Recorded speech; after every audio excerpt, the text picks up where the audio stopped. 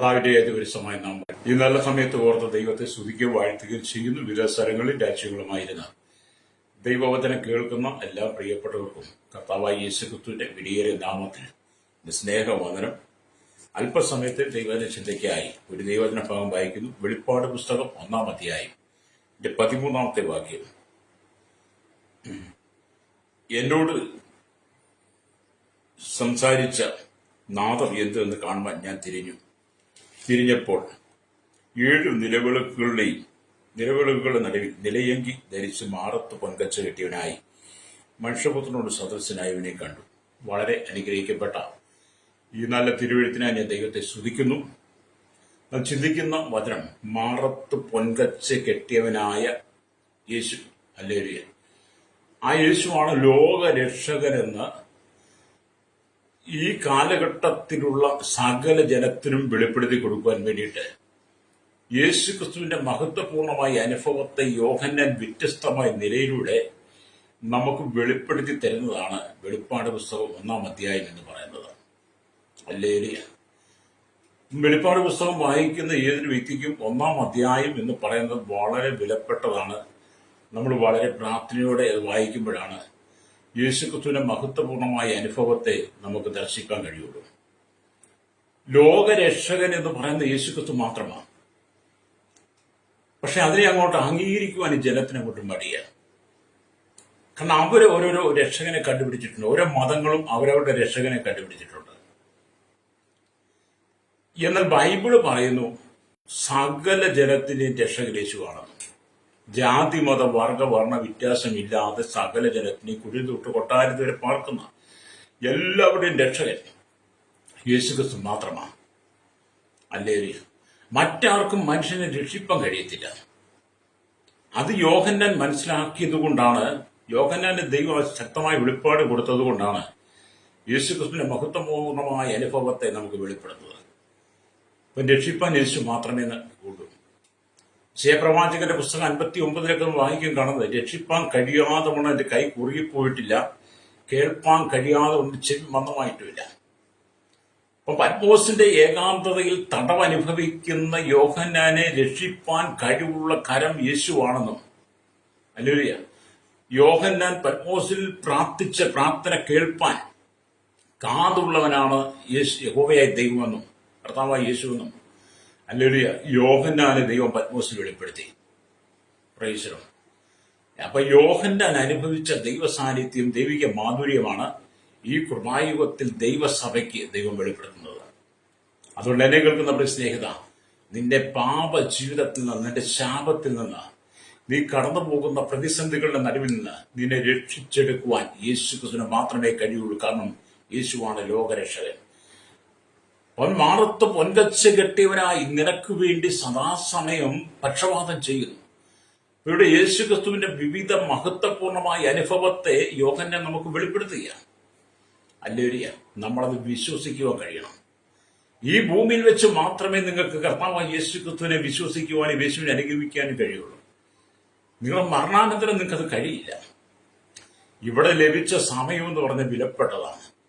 നിങ്ങളുടെ കാതുകളിൽ കേട്ടുകൊണ്ടിരിക്കുന്ന വചനം, നിങ്ങളുടെ വീട്ടിൽ വന്ന് പറയുന്ന സുവിശേഷം, പട്ടണങ്ങളിലും തെരുക്കൂടുകളിൽ നിന്ന് വിളിച്ചു പറയുന്ന സുവിശേഷം യേശുക്രിസ്തുവിന്റെ മഹത്വത്തെക്കുറിച്ചാണ് പറയുന്നത്.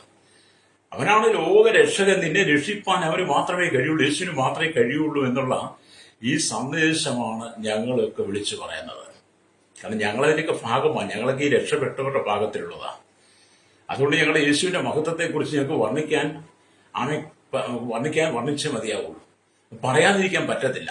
അത്ര മഹത്വപൂർണനാണ് യേശു. അപ്പൊ അപ്പോസ്തലനായിരിക്കുന്ന യേശു, ഹല്ലേലൂയ, ആമേൻ, ഹല്ലേലൂയ, ആമേൻ, ഹല്ലേലൂയ, നമുക്ക് മനസ്സിലാക്കാം അപ്പോസ്തോലിക ശുശ്രൂഷ ഉള്ള പറഞ്ഞ എന്റെ യഥാർത്ഥ മാതൃക യേശുവാണ്. യേശുവാണ് പിന്നീട് അപ്പോസ്തലന്മാരെ തെരഞ്ഞെടുത്തത്. അപ്പോസ്തലന്മാരുടെ ശുശ്രൂഷ എന്താണെന്ന് വെളിപ്പെടുത്തിയത് യേശുവാണ്. യഥാർത്ഥത്തിൽ യഥാർത്ഥ അപ്പോസ്തോലിക ശുശ്രൂഷയുടെ ഉറവിട വീടാണ് യേശു ക്രിസ്തുവില. അതുകൊണ്ടാണ് യേശു തന്റെ ശിഷ്യന്മാരെ 12 അപ്പോസ്തലന്മാരെ തെരഞ്ഞെടുത്തത്, പൗലോസിനെയൊക്കെ അപ്പോസ്തലനായി തെരഞ്ഞെടുത്തത്. അപ്പൊ അവരിൽ കൂടെ ദൈവം നമുക്ക് നൽകുന്ന ശക്തമായ ഉപദേശത്തെ നമ്മളതിനെ ഉൾക്കൊള്ളുവാൻ കഴിയണം. ഹല്ലേലൂയ. അപ്പൊ പത്മോസിന്റെ ഏകാന്തതയിൽ കിടക്കുന്ന യോഹന്നാൻ യേശുക്രിസ്തുവിനെ ദൈവമായിട്ടും ദൈവപുത്രനായിട്ടും മനുഷ്യപുത്രനായിട്ടും കാണുകയാണ്. ഹല്ലേലൂയ. ഇത് വ്യാജ ഉപദേശമല്ല. യേശുവിനോട് കൂടെ നടന്ന യോഹന്നാന് ദൈവം വെളിപ്പെടുത്തിയതാ. അപ്പൊ യോഹന്നാൻ നോക്കിയപ്പം യേശു ദൈവമാണ്, ദൈവപുത്രനാണ്, മനുഷ്യപുത്രനാണ്. അതേ സമയം തന്നെ പത്മോസ് ദ്വീപിൽ അവൻ ആത്മാവിലായി യോഹന്നാൻ. ഹല്ലേലൂയ. സ്വർഗരാജ്യത്തിൽ യേശു എന്ത് ചെയ്യുന്നു, എപ്രകാരമാണെന്നുള്ളത് കൂടെ യോഹന്നാന് ദൈവം കാണിച്ചു കൊടുത്തു. അതുകൊണ്ടാണ് പിതാവിന്റെ വലത്തുഭാഗത്ത് നമുക്ക് വേണ്ടി മധ്യസ്ഥ അണയ്ക്കുന്നവരാണ് യേശു എന്നുള്ളത് സുവിശേഷങ്ങളും ലേഖനങ്ങളും വായിക്കാൻ നമുക്ക് മനസ്സിലാക്കാൻ കഴിയുന്നത്. അപ്പം ദൈവത്തിന് മനുഷ്യനിടയിൽ ഏക മധ്യസ്ഥൻ, നിങ്ങളുടെ ജീവിതത്തിൽ ഏക മധ്യസ്ഥൻ യേശുവാണ്. ലോകത്തിൽ അനവധി മധ്യസ്ഥന്മാരെ മതങ്ങൾ പരിചയപ്പെടുത്തുന്നുണ്ടെങ്കിലും അവരെല്ലാം മരിച്ച് മൺമറഞ്ഞു പോയവരാ. മരിച്ച് മൺമറഞ്ഞു പോയവരും മണ്ണിൽ പൊടിയിൽ നിദ്ര കൊള്ളുന്നവരുമാണ്. അങ്ങനെ മരിച്ച് മൺമറഞ്ഞു പോയവരും പൊടിയിൽ നിദ്ര പ്രാപിച്ചവരും പൊടിയിൽ നിദ്ര കൊള്ളുന്നവരും അവരോട് നിങ്ങൾ മധ്യസ്ഥം ചെയ്താൽ ഒരിക്കലും ആ പ്രാർത്ഥന അവർ കേൾക്കുന്നില്ല. മരിച്ചുപോയ പിന്നെ ഒരു മനുഷ്യൻ എന്തെങ്കിലും കേൾക്കും? ഒരിക്കലും കേൾക്കത്തില്ല. ഇപ്പം ഭൂമിയിലുള്ള മധ്യസ്ഥന്മാരൊക്കെ മരിച്ചു മൺമറഞ്ഞ് ആമേ കർത്താവിന്റെ വരവിനായി വിശ്രമത്തിലാണ്. അതുകൊണ്ട് എന്നെ കേൾക്കുന്ന പ്രശ്നം, മരിച്ചു മൺമറഞ്ഞു പോയവനല്ല യേശു. മരിച്ചടക്കപ്പെട്ട് മൂന്നാം നാൾ അതിശക്തിയോട് ഉയർത്തെഴുന്നേറ്റ് സ്വർഗാരോഹണം ചെയ്ത് പിതാവിന്റെ വലത്ത് ഭാഗത്ത് ജീവനുള്ളവനായി നമ്മെ രക്ഷിപ്പാൻ ഏക രക്ഷകൻ യേശുവായിട്ട് ഉണ്ടെന്നുള്ളത് നമ്മൾ തിരിച്ചറിയണം. അല്ലേ? അതാണ് യോഹന്നാൻ കാണുന്നത്. അപ്പൊ മാറത്ത് പൊൻകച്ച കിട്ടിയവനായ യേശു. അല്ലേ? ഇപ്പൊ യേശുവിന്റെ ജനനത്തെ കുറിച്ചൊക്കെ നമ്മൾ വായിക്കുമ്പോൾ നമുക്ക് കാണാൻ കഴിയുന്നത്, മറിയ പൈതലായ അല്ലെങ്കിൽ മറിയ യേശുവിനെ പ്രസവിക്കുന്ന സമയത്ത് യേശുവിനെ തുണിയിൽ ചുറ്റി പശുത്തൊട്ടിയിൽ കിടത്തിയിരുന്നു എന്നാണ് നമ്മൾ കാണുന്നത്. അല്ലേ? അതിനെക്കുറിച്ച് ലൂക്കോസ് സുവിശേഷം 2-ാം അധ്യായം അതിന്റെ 7-ാം വാക്യം വായിക്കുമ്പോൾ, അവൾ ആദ്യജാതനായ മകനെ പ്രസവിച്ച് ശീലകൾ ചുറ്റി വഴിയമ്പലത്തിൽ അവർക്ക് സ്ഥലമില്ലായികയാൽ പശുത്തൊട്ടിയിൽ കിടത്തി. ഇന്ന് പലരുടെയും ചിന്ത എന്താ? യേശുവിനെ മറിയ പ്രസവിച്ച് പുൽക്കൂട്ടിൽ ഇപ്പൊ കാലിത്തൊഴുത്തിലാണെന്നാ. നിങ്ങൾ വചനം വായിച്ചു നോക്ക്. വഴിയമ്പലത്തിൽ സ്ഥലമില്ലായികയാൽ ശീലകൾ ചുറ്റി യേശുവിനെ പശുത്തൊട്ടിയിൽ കിടത്തുക ചെയ്തത്. അതിനെക്കുറിച്ച് ദൈവവചനം പറയുന്നത്, അല്ലെങ്കിൽ വഴിയമ്പലത്തിൽ സ്ഥലമില്ലായികയാൽ എന്ന് പറയുമ്പോൾ നമ്മുടെ നാട്ടിലെ 4 കെട്ട് വീടുകൾ പോലെ നടുവിൽ മുറ്റവും അതിനു ചുറ്റും കെട്ടിടവും ആയിരുന്നു വഴിയമ്പലങ്ങൾ ഉണ്ടാക്കിയിരുന്നത്. ജനസംഖ്യയെടുപ്പിന്റെ കാലത്ത് ഇത്തരം കെട്ടിടങ്ങളിൽ ഉദ്യോഗസ്ഥരുടെ തിരക്കുണ്ടാവുക സാധാരണമാണ്. അതുകൊണ്ട് വീട്ടുകാരുടെ ആതിഥ്യം കിട്ടാതിരുന്ന യോസേപ്പിന്റെ ഭാര്യ വയലുകളിൽ കൂടാരമടിച്ച് താമസിക്കുന്ന ബെഡുവിയൻസ് എന്ന പേരിലറിയപ്പെടുന്ന ഇടയന്മാരുടെ സഹായത്തോടെ ഒരു മരച്ചുവട്ടിൽ യേശുവിനെ പ്രസവിച്ചു എന്നാണ് ചരിത്രം പറയുന്നത്. ആ വഴിയമ്പലത്തിലും സ്ഥലം കിട്ടാതെ വന്നപ്പോഴാണ് യേശുവിന്റെ അമ്മയായ മറിയും യേശുവിന്റെ വളർത്തപ്പനായിരിക്കുന്ന യോസേപ്പും കൂടെ കൂടി ഹല്ലേലൂയ ശീലകൾ ചുറ്റി വഴിയമ്പലത്തിൽ സ്ഥലമില്ലാകിയ പശുത്തൊട്ടിയിൽ കൊണ്ട് കിടത്തി എന്ന് പറയുന്നത്. അപ്പൊ യേശുവിന്റെ ജനനം പുൽക്കൂട്ടിലല്ല കേട്ടോ. ഹല്ലേലൂയ. അവിടെ സുരക്ഷിതത്തിന് വേണ്ടി കൊണ്ട് കിടത്തിയതാണ്. ഹല്ലേലൂയ. മനുഷ്യൻ ഒരുപാട് തെറ്റായ ചിന്തകൾ. അപ്പൊ ഞാനിവിടെ പറഞ്ഞു വെച്ചത് ഞാൻ ഓർപ്പിച്ചതുള്ളൂ. അപ്പൊ യേശുവിനെ അവിടെ ശീലകൾ ചുറ്റിയവനായി, യോഹന്നാൻ കാണുന്ന മാറത്ത് പൊൻകച്ച കിട്ടിയവനായി. അതിലേക്ക് നമ്മൾ കടന്നു വരുമ്പോൾ അല്ലെങ്കിൽ കാണാൻ കഴിയുന്നത്, ഹെരോദാവ് യേശുവിനെ മിനുസമുള്ള വസ്ത്രം ധരിപ്പിച്ചു. ഹെരോദാവ് യേശുവിനെ വിസ്തരിക്കുന്ന വേളകളിൽ മിനുസമുള്ള വസ്ത്രം ധരിപ്പിച്ചു. പീലാത്തോസിന്റെ അരമനയിൽ വാറുകൊണ്ടവനെ അടിച്ചപ്പോൾ പടയാളികൾ മാറി മാറി അടിക്കുമ്പോൾ പീലാത്തോസ് അവനെ ചുവപ്പ് മേലങ്കി ധരിപ്പിച്ചു. പീലാത്തോസ് അവനെ എന്ത് ചെയ്തു? ചുവപ്പ് മേലങ്കി ധരിപ്പിച്ചു. ഹല്ലേലൂയ. ക്രൂശിൽ തറയ്ക്കുന്നതിന് മുമ്പ് തയ്യലില്ലാതെ നെയ്തിരുന്ന അവന്റെ വസ്ത്രം, അവന്റെ അങ്കി പടയാളികൾ ചീട്ടിട്ടെടുത്തു. ഹല്ലേലൂയ.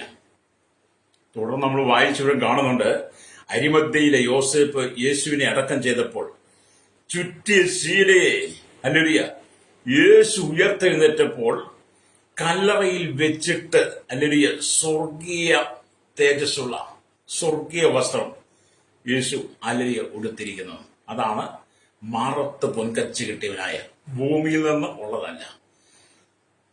യേശു ക്രിസ്തുവിന്റെ ജനന സമയത്ത് ശീലകളിൽ പൊതിഞ്ഞത് ആ ശീലയോ ഹെരോദാവ് ധരിപ്പിച്ച മിനുസമുള്ള വസ്ത്രമോ പീലാത്തോസിന്റെ അരമനയിൽ കൊടുത്ത ചുവന്ന മേലങ്കിയോ യേശു ഭൂമിയിലായിരുന്നപ്പോൾ ഭൂമിയിലായിരുന്നപ്പോൾ അല്ലേലൂയ സ്തോത്രം, തുന്നലില്ലാത്ത അല്ലേലൂയ നെയ്തിരുന്ന അങ്കിയോ അല്ല യേശു ക്രിസ്തുവിന്റെ അല്ലേലൂയ ഉയർത്തെഴുന്നേൽപ്പിന് ശേഷം യേശു ധരിച്ചു എന്ന് പറയുന്നത്.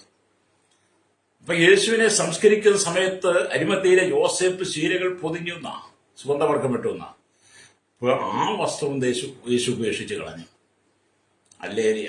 എന്നിട്ട് സ്വർഗത്തിൽ യേശുവിനെ യോഹന്നാൻ കാണുന്നത് സ്വർഗീയ വസ്ത്രധാരിയായി, മാറത്ത് പൊൻകച്ച കെട്ടിയവനായി, മനുഷ്യപുത്ര സദൃശനായവനെ.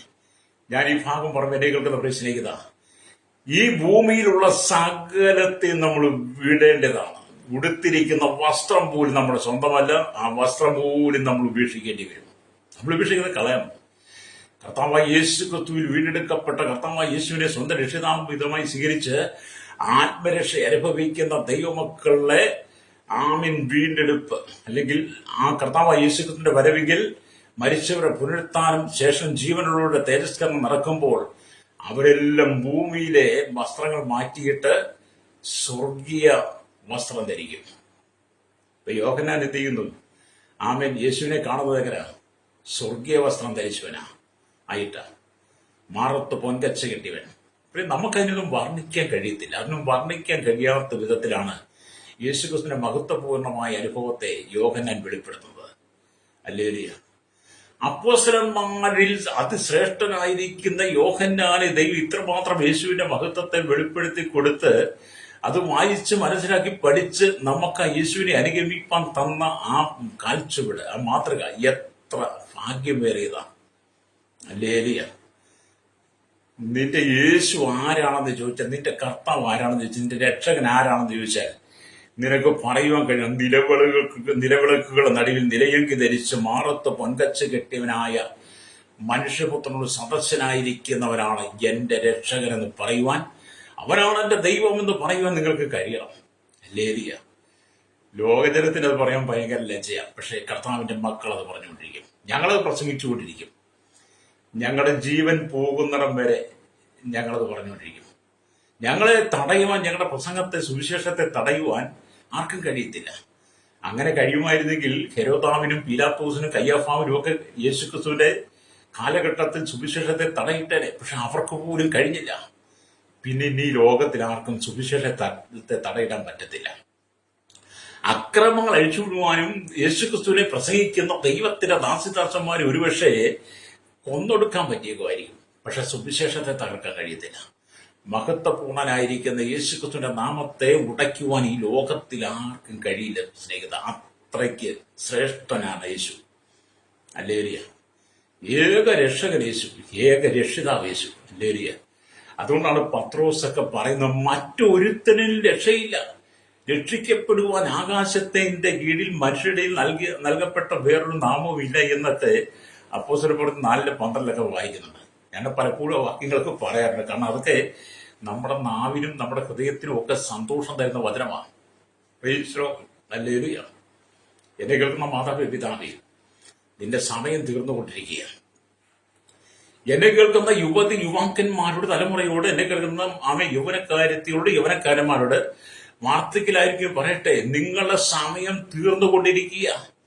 ഇന്നൊരു പ്രഭാതം കൂടെ ദൈവം നിനക്ക് തന്നിരിക്കുന്നത് ആത്മരക്ഷകനായിരിക്കുന്ന യേശുക്രിസ്തുവിൽ നീ വീണ്ടെടുക്കപ്പെടാൻ വേണ്ടിയിട്ട്, ആത്മരക്ഷകനായിരിക്കുന്ന യേശുക്രിസ്തുവിന്റെ പാപമോചനം വരുത്താൻ വേണ്ടിയിട്ടാണ്.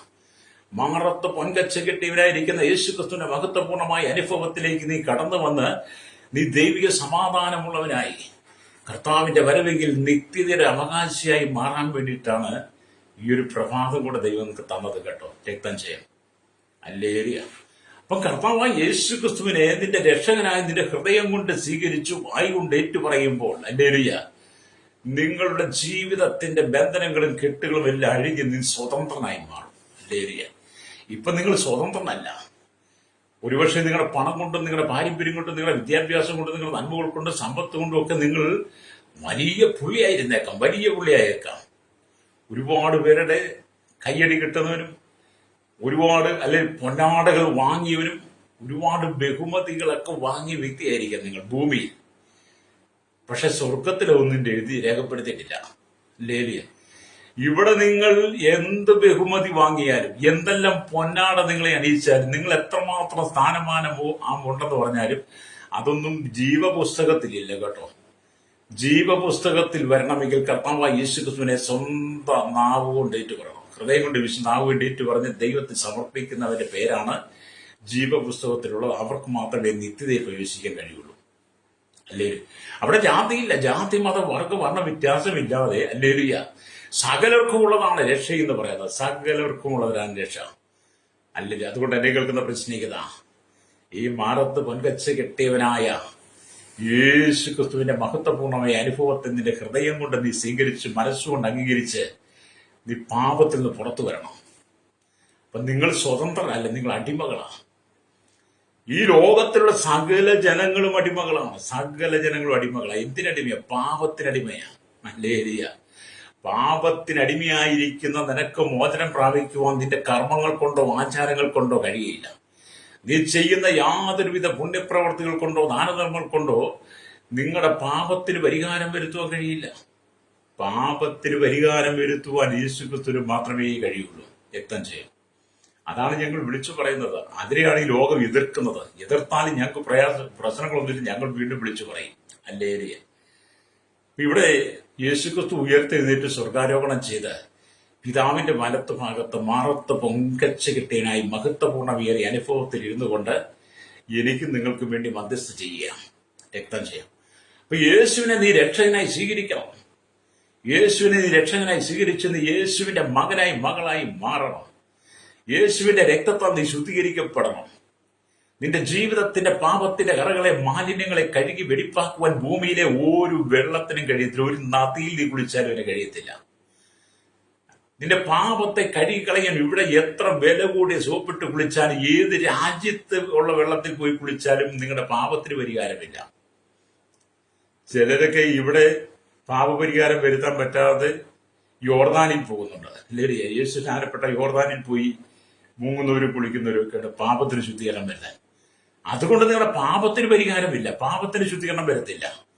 പാപം ശുദ്ധീകരിക്കപ്പെട്ട് പാപത്തെ കഴുകി വെടിപ്പാക്കണമെങ്കിൽ കർത്താവായ യേശുക്രിസ്തുവിൽ നീ വിശ്വസിച്ച് യേശുവിനെ രക്ഷകനായി സ്വീകരിക്കും. വിശ്വാസത്താൽ യേശുവിന്റെ രക്തത്താൽ നിങ്ങളുടെ പാപത്തിന് കഴുകൽ ശുദ്ധീകരണം പ്രാപിക്കും.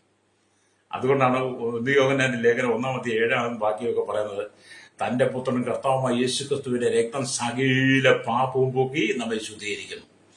അതെ, മഹത്വപൂർണനായിരിക്കുന്ന യേശു മാറത്ത് പൊൻകച്ച കെട്ടി മനുഷ്യപുത്രന്റെ സദസ്യനായിരിക്കുന്ന യേശുക്രിസ്തുവിനെ വിശ്വസിക്കുമ്പോൾ ആ കർത്താവായ യേശുക്രിസ്തു ഭൂമിയിലായിരുന്നപ്പോൾ നമുക്ക് വേണ്ടി ഒഴുകിയ അല്ലെങ്കിൽ ഒഴുകിയ അവസാന തുള്ളി രക്തം വരെ അത് നിന്റെ ശുദ്ധീകരണത്തിനുള്ളതാണ്.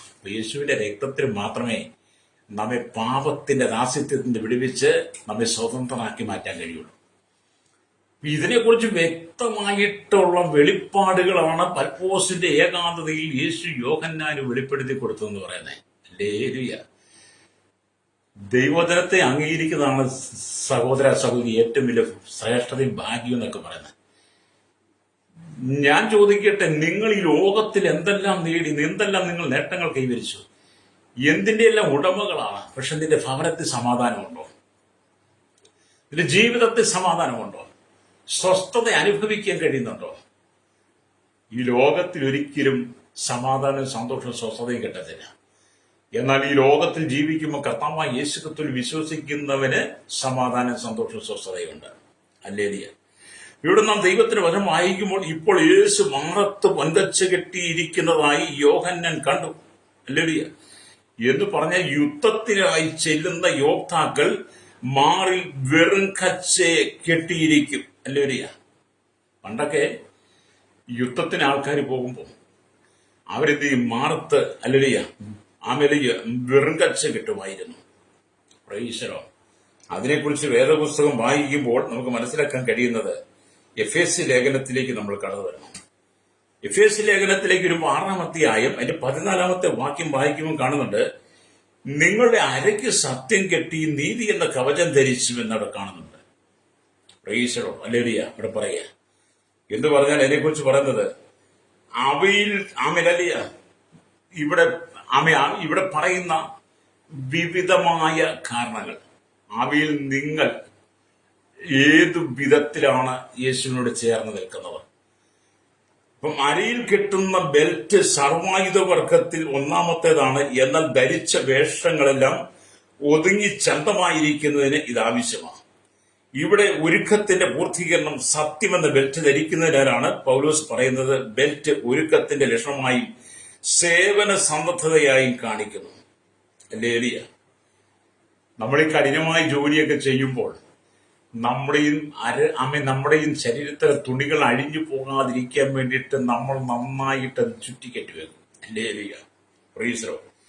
കഠിനമായ ജോലികളിൽ ഏർപ്പെടുന്നവർ കരക്കെട്ടിനും വയറിനും കൂടുതൽ ബലവും സംരക്ഷണവും കിട്ടാൻ വീതിയുള്ള അരപ്പട്ടകൾ ധരിക്കാറുണ്ടായിരുന്നു എന്ന് ഹല്ലേലൂയ പൗലോസ് വെളിപ്പെടുത്തുകയാണ്. ഹല്ലേലൂയ. അപ്പൊ ഇപ്പോൾ യേശു മാറത്ത് പൊൻകച്ച കിട്ടിയിരിക്കുന്ന യോഹന്നാൻ കണ്ടു. യുദ്ധത്തിന് ചെല്ലുന്ന യോദ്ധാക്കൾ മാറിൽ പൊൻകച്ച കെട്ടിയിരുന്നു. വെറും കച്ച കെട്ടിയുമായിരുന്നു. വെറും കച്ച കെട്ടുമായിരുന്നു. ഹല്ലേലൂയ. അതെന്തിനാണ്? അവരുടെ വസ്ത്രം ഹല്ലേലൂയ അഴിഞ്ഞു പോകാതിരിക്കും. കഠിനമായ യുദ്ധത്തിൽ ഏർപ്പെടുമ്പോൾ അവരുടെ വസ്ത്രം അഴിഞ്ഞു പോകാതിരിക്കുവാൻ വേണ്ടിയിട്ട് അവരത് ശീലമായിരുന്നു. ഹല്ലേലൂയ. അപ്പൊ യേശുക്രിസ്തു കെട്ടിയിരുന്ന പൊൻകച്ച അവൻ എല്ലാ സത്യങ്ങൾക്കും മേലെ അത്യുന്നതമായ സത്യമുള്ളവരെന്ന് കാണിക്കുക.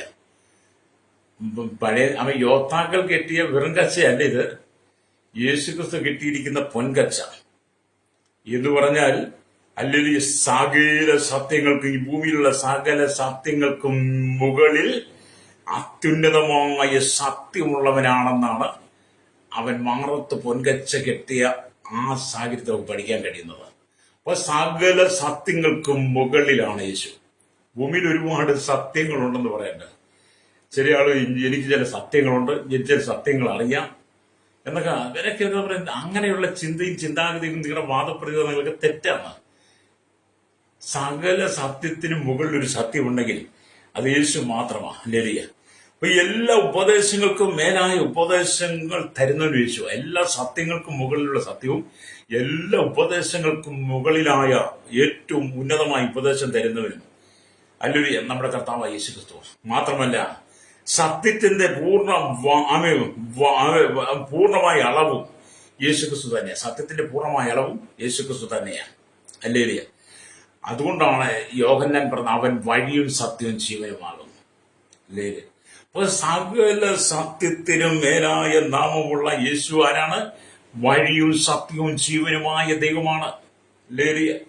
നമ്മൾ വാക്യം വായിക്കാം. യോഹന്നാന്റെ സുവിശേഷം 14-ാം വാക്യം യേശു പറയാണ്, യേശുവിനോട് ഞാൻ തന്നെ വഴിയും സത്യവും ജീവനുമാകുന്നു, ഞാൻ മുഖാന്തരമല്ലാതെ ആരും പിതാവിന്റെ അടുക്കലെത്തുന്നില്ല. ഒന്നുകൂടെ നിങ്ങൾ ആ വാക്യം ആവർത്തിച്ച് വായിക്കാൻ, ഞാൻ മുഖാന്തരമല്ലാതെ, യേശു മുഖാന്തരമല്ല ആരും പിതാവിന്റെ സന്നിധിയിൽ സ്വർഗരാജ്യത്തിൽ എത്തുന്നില്ല. അപ്പൊ ഇത്രയും വചനം വെളിപ്പെടുത്തിയിട്ടാണ് മനുഷ്യൻ കുറുക്കു വഴിയിലൂടെ സ്വർഗരാജ്യത്തിൽ പ്രവേശിക്കാൻ ശ്രമിക്കുന്നത്. എന്നെ കേൾക്കുന്ന പ്രശ്നം അങ്ങനെ കുറുക്കു വഴിയിലൂടെ ദൈവരാജ്യത്തിൽ ഇറക്കാൻ കഴിയും. ദൈവരാജ്യത്തിന്റെ വാതിൽ യേശുവാ.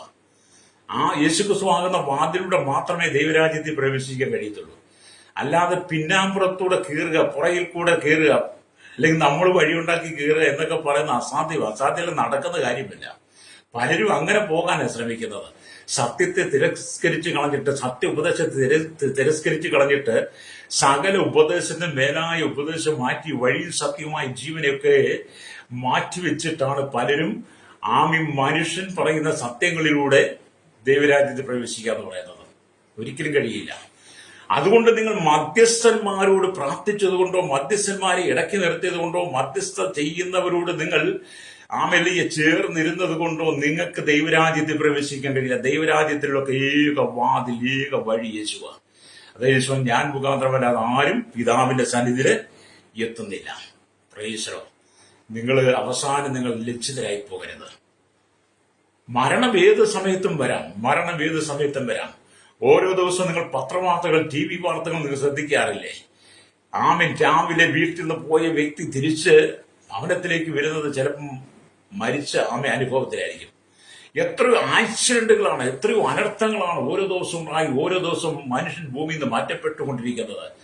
അങ്ങനെ ഭൂമിയിൽ നിങ്ങൾ ഒരു ദിവസം മാറ്റപ്പെടും. ഒന്നിൽ രോഗത്താൽ, അല്ലെങ്കിൽ അപകടത്താൽ, അല്ലെങ്കിൽ ഏതെങ്കിലും അനുഭവത്താൽ നിങ്ങൾ ഈ ലോകത്ത് നിന്ന് മാറ്റപ്പെടുമ്പോൾ, നിങ്ങൾ ഈ ലോകത്ത് നിന്ന് മാറ്റപ്പെടുന്ന മുമ്പേ നിങ്ങളുടെ കാതുകളിൽ കേൾപ്പിക്കുന്ന വചനമാണ്: യേശു മാറത്ത് പൊൻകച്ച കെട്ടിയവനായി മനുഷ്യപുത്രനോട് സദസ്യനായി വഴിയിൽ സത്യവും ജീവനുമായി പിതാവിന്റെ വലത്തുഭാഗത്തും നിങ്ങൾക്ക് വേണ്ടി മധ്യസ്ഥം ചെയ്യുന്നു. നിങ്ങൾ ആ ഉപദേശത്തിൽ വിശ്വസിക്കുന്നെങ്കിൽ, സത്യത്തിൽ വിശ്വസിക്കുന്നെങ്കിൽ, സകല നാമത്തിന് മേലായ നാമമുള്ള യേശുവിൽ നിങ്ങൾ വിശ്വസിക്കുന്നെങ്കിൽ നിനക്ക് ആത്മരക്ഷ പ്രാപിച്ച് നിത്യതയിലെത്താൻ കഴിയും.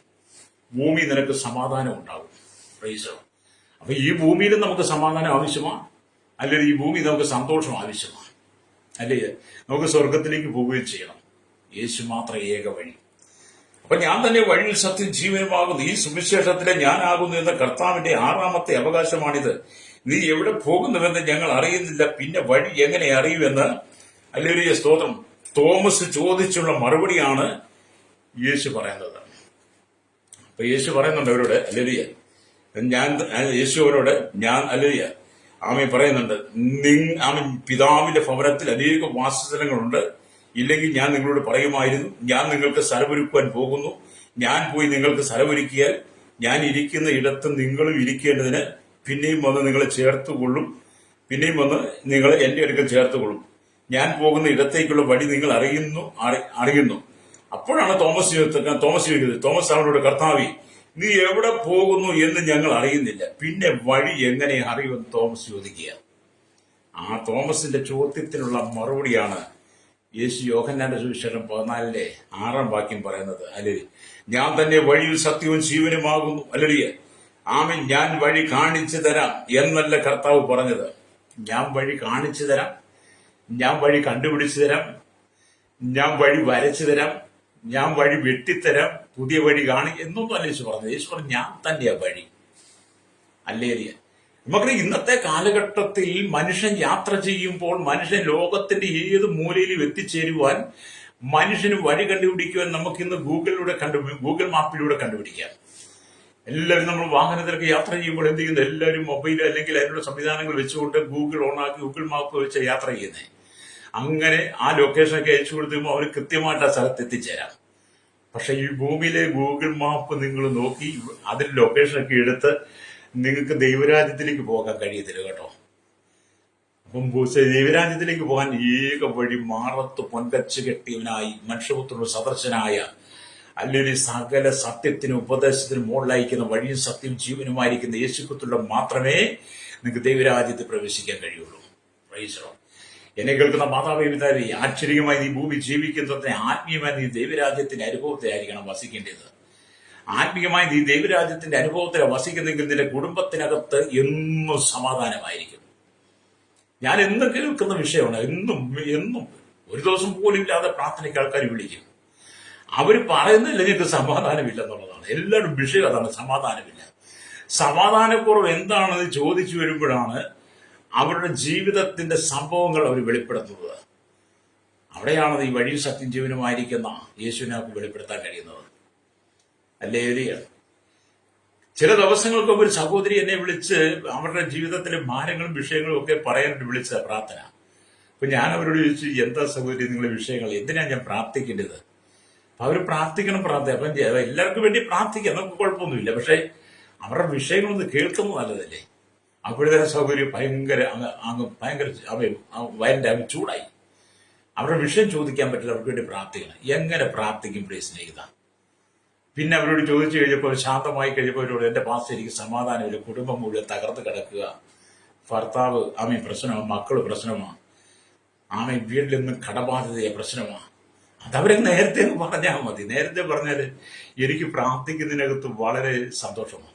പക്ഷെ ആദ്യം അവർ പ്രാർത്ഥന വിഷയം പറഞ്ഞ് അവരുടെ വിഷയങ്ങൾ നമ്മൾ ചോദിച്ചു കഴിയുമ്പോൾ അവരാദ്യം നമ്മളോട് നേരെ കസർത്ത് കയറും. അപ്പൊ നമുക്ക് അവർക്ക് വേണ്ടി പ്രാർത്ഥിക്കാനുള്ള താല്പര്യമൊക്കെ നഷ്ടപ്പെടും. പിന്നെ നമ്മൾ അവർക്ക് വേണ്ടി പ്രാർത്ഥിച്ചാൽ നമ്മുടെ ഉള്ളിലെ പ്രശ്നം ഈ സഹോദരി നമ്മളോട് കയർത്ത് കയറിട്ടാണല്ലോ സഹോദരിയോട് പ്രാർത്ഥിക്കുന്നത് എന്നുള്ള ചിന്ത വരും.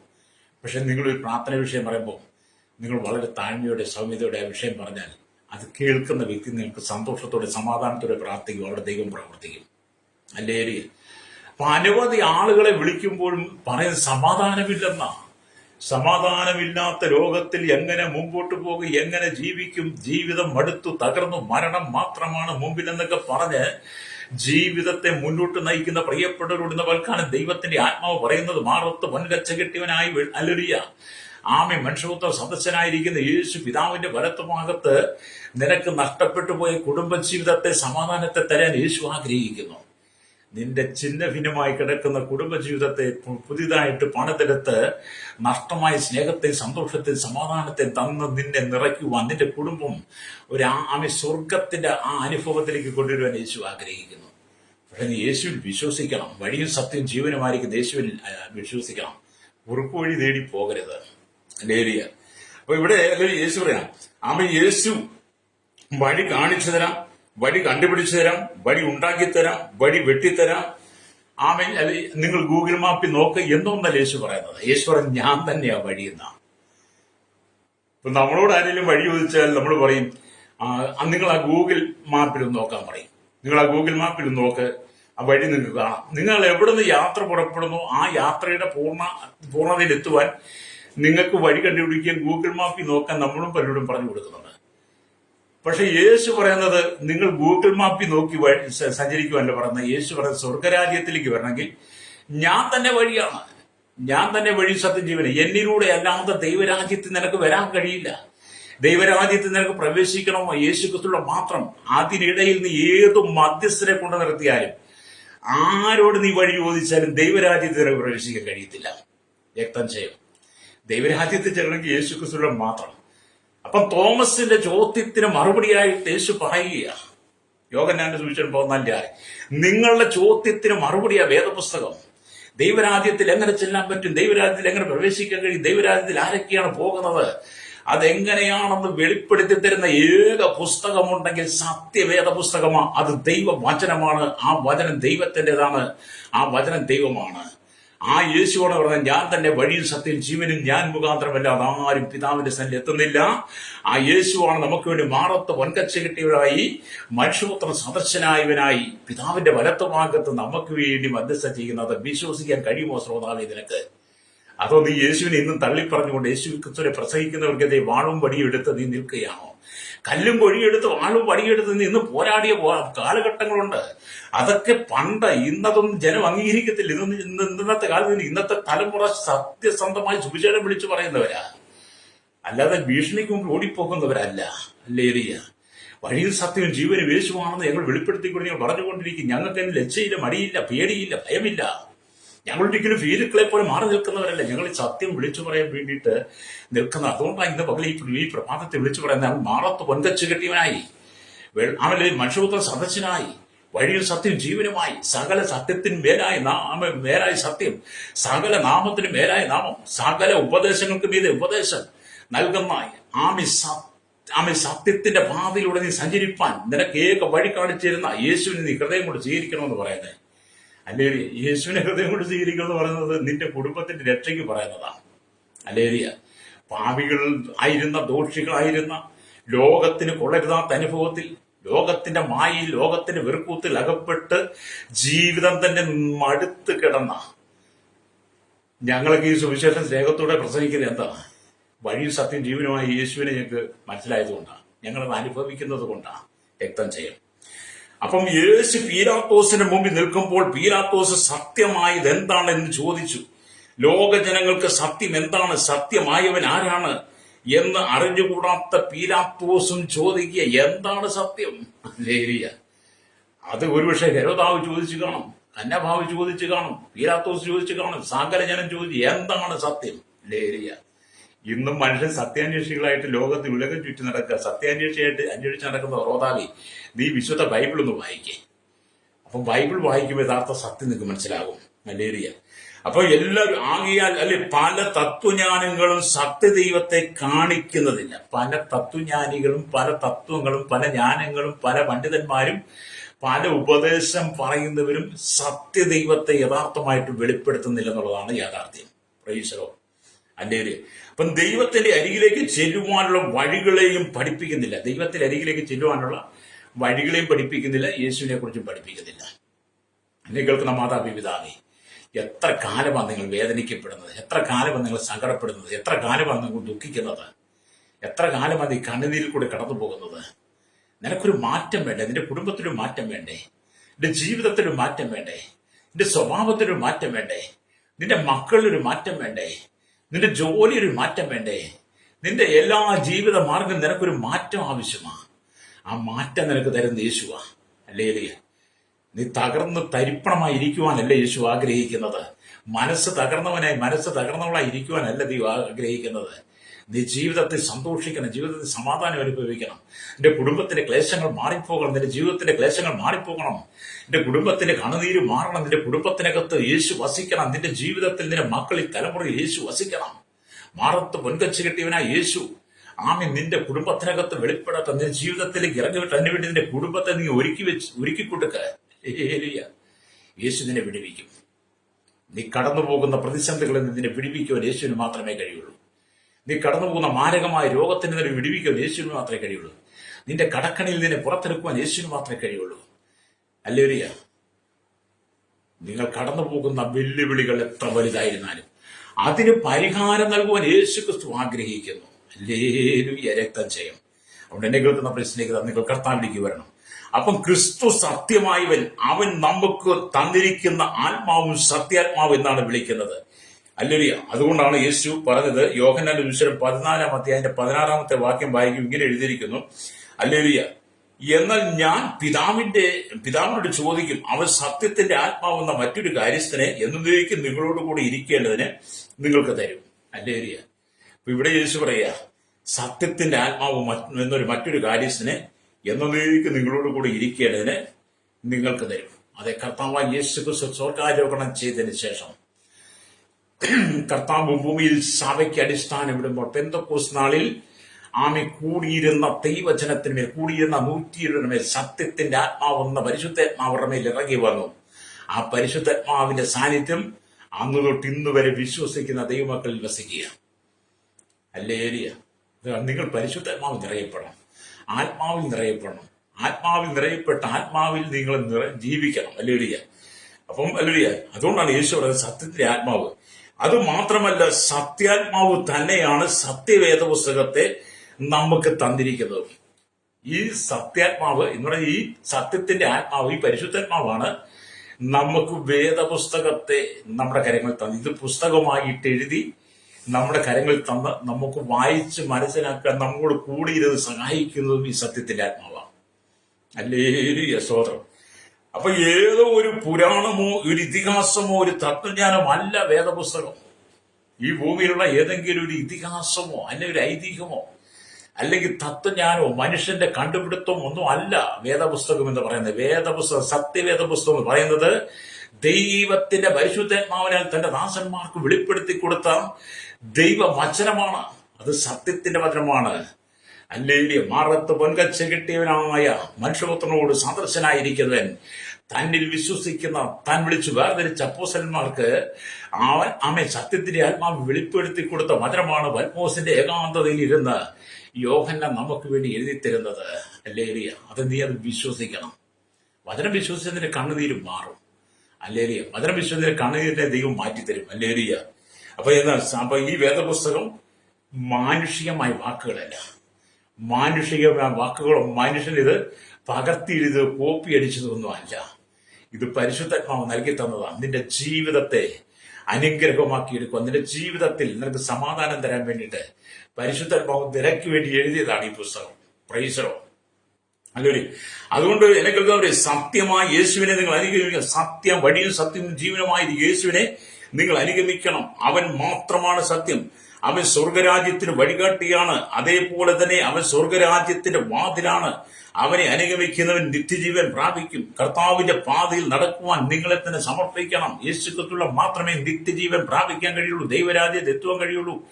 ദൈവരാജ്യത്തിലുള്ള ഏക വഴി യേശുവാ. നിന്റെ ജീവിതത്തെ ക്രമീകരിപ്പാൻ, നിന്റെ ജീവിതത്തെ നേരായി കൊണ്ടുവരാൻ, നിന്റെ ജീവിതത്തെ ശുദ്ധീകരിക്കുവാൻ, നിന്റെ ജീവിതത്തിൽ നന്മ പ്രാപിക്കാൻ, നിന്റെ ജീവിതത്തെ കഷ്ടം മാറുവാൻ എല്ലാം ഏക മാർഗം യേശുവാ. ഈ മാർഗത്ത് മുൻകച്ച കെട്ടിയവനായ യേശുവാ. ഹല്ലേലൂയ. അതുകൊണ്ട് സ്തോത്രം. നിങ്ങൾ ദൈവത്തിന്റെ വചനത്തിലേക്ക് വരണം.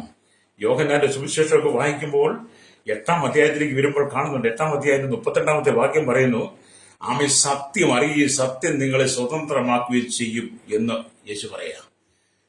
അപ്പൊ ഇവിടെ യഹൂദന്മാരുമായുള്ള യേശുവിന്റെ ഒരു സംവാദമാണ് കാണുന്നത്. യഹൂദന്മാരെ സംബന്ധിച്ചിടത്തോളം സത്യമാകുന്ന ന്യായപ്രമാണം അനുസരിക്കുന്നവരാണ് സ്വതന്ത്രം. എന്നാൽ യവനന്മാർ ദൈവജനമാകുന്ന ലോഗോസ് അനുസരിച്ച് ജീവിക്കുന്നതാണ് സ്വാതന്ത്ര്യം എന്ന് പഠിപ്പിച്ചു. അതിന്റെ ഈ രണ്ട് പഠിപ്പിന്റെ നടുവിൽ യേശു പഠിപ്പിച്ചു, ഹല്ലേലൂയ. യേശു ഇങ്ങനെ പഠിപ്പിച്ചു, ഹല്ലേലൂയ. ലോഗോസും ഹല്ലേലൂയ ന്യായപ്രമാണത്തിന്റെ കേന്ദ്രമായ യേശുവിനെ അംഗീകരിക്കുന്നതാണ് യഥാർത്ഥ സ്വാതന്ത്ര്യം എന്നാണ്. അപ്പൊ സ്തോത്രം. അപ്പൊ യേശു ക്രിസ്തുവിന്റെ പഠിപ്പിൽ യഹൂദന്മാരുടെ സംവാദത്തിന് യേശു കൊടുക്കുന്ന മറുപടിയാണ്, ഹല്ലേലൂയ സ്തോത്രം. യേശു കൊടുക്കുന്ന മറുപടിയാണ് ലോഗോസും ന്യായപ്രമാണത്തെ കേന്ദ്രമായി തന്നെ അംഗീകരിക്കുന്നതാണ് പാപത്തിൽ നിന്നുള്ള സ്വാതന്ത്ര്യം എന്ന് വ്യക്തമാക്കുന്നു. എന്നാൽ ഞങ്ങൾ ഹല്ലേലൂയ ആർക്കും ഒരു നാളും ദാസന്മാരായിരുന്നിട്ടില്ല എന്ന് യഹൂദന്മാരുടെ മറുപടി. അവരുടെ ദുരഭിമാനം മൂലം അവർ ഹല്ലേലൂയ ചരിത്ര വസ്തുക്കളെ അവഗണിച്ചു കളഞ്ഞു. ഹല്ലേലൂയ. ചരിത്രങ്ങളെ അവർ മാറ്റിക്കളയുക, സത്യങ്ങളെ മാറ്റി എഴുതുക. ഇന്നും ജനം സത്യത്തിന് വേണ്ടി ചെവി കൊടുക്കാതെ അസത്യങ്ങളുടെ പിന്നാലെ കടന്നു പോവുകയാണ്. എന്നെ കേൾക്കുന്നവർ, സത്യം നിങ്ങൾ അറിയുമ്പോൾ സത്യം നിങ്ങളെ സ്വതന്ത്രമാക്കും. പാപത്തിന്റെ ദാസത്യത്തിൽ നിങ്ങളെ വിടിവിക്കാൻ, പാപത്തിന്റെ ദാസനങ്ങൾ വിടിവിച്ച് നിത്യജീവനെ നൽകുവാൻ, ഹല്ലേലൂയ, മാറാത്ത പൊൻകച്ച കിട്ടിയവനായി പിതാവിന്റെ വലത്തുഭാഗത്ത് നമുക്ക് വേണ്ടി മധ്യസ്ഥ മനുഷ്യപുത്രന്റെ സദൃശനായ യേശുക്രിസ്തുവിലൂടെ മാത്രമേ നിനക്ക് സമാധാനവും പാപബോധവും ലഭ്യമാകുള്ളൂ. നിന്റെ പ്രശ്നങ്ങൾക്ക് പരിഹാരം ഉണ്ടാകത്തുള്ളൂ. അതുകൊണ്ട് യേശുക്രിസ്തുവിന്റെ മഹത്വപൂർണ്ണമായ അനുഭവത്തെക്കുറിച്ചും യേശുക്രിസ്തുവിന്റെ മഹത്വത്തെക്കുറിച്ചും യോഹന്നാൻ ഹല്ലേലൂയ ഈ വെളിപ്പാട് പുസ്തകം 1 നമുക്ക് വിവരിച്ചു തരുമ്പോൾ, അതിനകത്ത് നമുക്ക് മനസ്സിലാക്കി തരുമ്പോൾ, അതിനെ അംഗീകരിക്കുവാനുള്ള നല്ലൊരു മനസ്സാണ് നമുക്ക് ആവശ്യം. യേശുവിനെ നീ അംഗീകരിക്കുമ്പോൾ, യേശുക്രിസ്തുവിനെ നീ വിശ്വസിക്കുമ്പോൾ, അവന് വേണ്ടി സമർപ്പിച്ചു കൊടുക്കുമ്പോൾ, നിന്റെ കുടുംബത്തിനകത്ത് വെളിച്ചം വീശുവാൻ തുടങ്ങും. ഇരുളിന്റെ ആധിപത്യങ്ങളെ നീക്കിക്കളഞ്ഞ് വെളിച്ചം നിങ്ങളുടെ ജീവിതത്തിലേക്ക് വരും. പാപത്തിന്റെ ദാസ്യത്തിൽ നിന്ന് നിന്നെ വിടുവിക്കപ്പെടും. നിങ്ങൾ പല വിധത്തിൽ അടിമകളാണ്. പാപത്തിനും ശാപത്തിനും രോഗത്തിനും ബന്ധനത്തിനും ആഭിചാരത്തിനും മന്ത്രവാദത്തിനും കൂടോത്രത്തിനും ക്ഷുദ്രത്തിനും രാഷ്ട്രീയത്തിനും ജഡികതയ്ക്കും അശ്ലീലമായ ജീവിതത്തിനും മദ്യത്തിനും മയക്കുമരുന്നിനും എന്നുവേണ്ട സകല ദുർനടപ്പിനും അടിമകളാണ് നിങ്ങൾ. അങ്ങനെ വിവിധ വിധത്തിൽ അടിമകളായി ജീവിതത്തിൽ സമാധാനമില്ല, സന്തോഷമില്ലാതെ, സ്വസ്ഥതയില്ലാതെ ജീവിക്കുന്ന നിന്നെ അതിൽ നിന്ന് വിടുവിച്ചെടുക്കുവാൻ മാറത്ത് പൊൻകച്ച കിട്ടിയവനായിരിക്കുന്ന യേശു ക്രിസ്തുവിന് മാത്രമേ കഴിയുള്ളൂ. ശ്രോതാവേ, അല്ലാതെ നിങ്ങളുടെ സ്വന്തം ബുദ്ധി കഴിവുകൊണ്ടൊന്നും നിനക്ക് കഴിയില്ല. അതുകൊണ്ട് ഇന്ന് പകൽ ആരെങ്കിലും സമാധാനമില്ല, സന്തോഷമില്ല, സ്വാതന്ത്ര്യമില്ലാതെ കണ്ണുനീരിന്റെ നടിയിലൂടെയാണോ കടന്നു പോകുന്നതെങ്കിൽ ഇന്ന് പകൽ എന്നോടൊപ്പം ചേർന്ന് പറയാൻ കഴിയുമോ, കർത്താവേ, പാപത്തിന്റെ ദാസ്യം സ്വതന്ത്രമാക്കി എടുക്കുവാൻ അങ്ങേക്ക് മാത്രമേ കഴിയുള്ളൂ. അങ്ങ് മാത്രമാണ് ഏക രക്ഷകൻ, അങ്ങ് മാത്രമാണ് ഏക വഴി. ദൈവരാജ്യത്തിൽ പ്രവേശിക്കുവാൻ എന്റെ കുറുക്ക് വഴി എനിക്ക് കഴിയില്ല, അങ്ങയുടെ മാത്രമേ കഴിയും. ഞാനത് വിശ്വസിക്കുന്നു. അങ്ങ് എന്റെ അങ്ങയുടെ രക്ഷകനായി സ്വീകരിക്കുക. അവിടുത്തെ മകനായി ചേർത്ത് എന്റെ കുടുംബത്തെ, എന്റെ നശിച്ചു കിടക്കുന്ന, തകർന്നു കിടക്കുന്ന എന്റെ കുടുംബജീവിതത്തെ, എന്റെ തലമുറകളെ ഒന്ന് പണിതെടുത്ത് ദൈവിക സമാധാനം എന്റെ കുടുംബത്തിൽ നിറയ്ക്കണമെന്ന് നിങ്ങൾ എന്നോടൊപ്പം പറഞ്ഞ് പ്രാർത്ഥിച്ചാൽ ദൈവം അത്ഭുതം ചെയ്യും. കണ്ണുകളുടെ ചാട്ട് പരിശുദ്ധ ഞങ്ങളുടെ നല്ല ദൈവമേശ്വരക്കെ പിതാവ്, അനുഗ്രഹിക്കപ്പെട്ട നല്ല സമയത്തിനായി സ്തോത്രം.